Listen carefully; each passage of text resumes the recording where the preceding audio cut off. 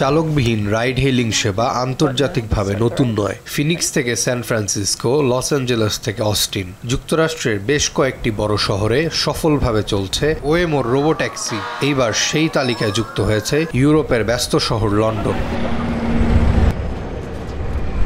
Waymo জানিয়েছে লন্ডনের রাস্তায় তাদের স্বচালিত গাড়ি এখন সক্রিয়ভাবে চলাচল করছে। যদিও প্রাথমিকভাবে প্রতিটি গাড়িতে রয়েছেন একজন মানব নিরাপত্তা চালক। পূর্ণাঙ্গ বাণিজ্যিক পরিষেবা দেওয়ার আগে সম্পন্ন করতে হবে প্রয়োজনীয় মূল্যায়ন ও লাইসেন্সিং প্রক্রিয়া। পাশাপাশি সেবাটি বিস্তৃত করার লক্ষ্যে স্থানীয় ও জাতীয় নীতি নির্ধারকদের সঙ্গে তারা আলোচনা চালিয়ে যাচ্ছে।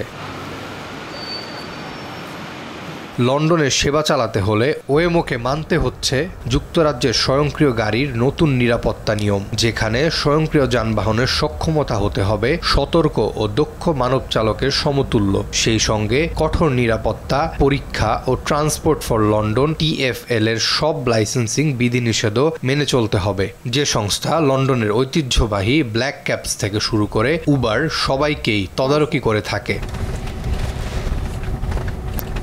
এদিকে মিশ্র প্রতিক্রিয়া রয়েছে লন্ডনবাসীদের মধ্যে। কেউ স্বাগত জানাচ্ছেন নতুন প্রযুক্তির আগমনকে, আবার অনেকেই প্রশ্ন তুলছেন লন্ডনের ব্যস্ত ও জটিল ট্রাফিক পরিস্থিতিতে ঠিক কতটা নিরাপদ হবে চালকবিহীন ট্যাক্সি। বিশেষ করে সাইকেল লেন, সংকীর্ণ রাস্তা আর অতিরিক্ত ভিড়ের মধ্যে স্বচালিত গাড়ির মানিয়ে নেয়ার ক্ষমতা এখনও বড় পরীক্ষা।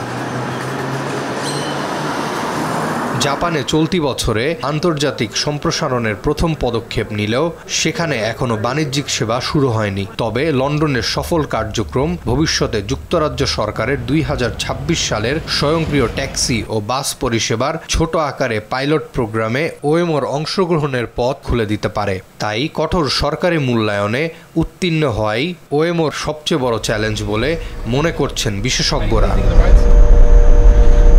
Up here on the left. Arafat ইয়াসার, RTV। Passing all kinds of traffic, following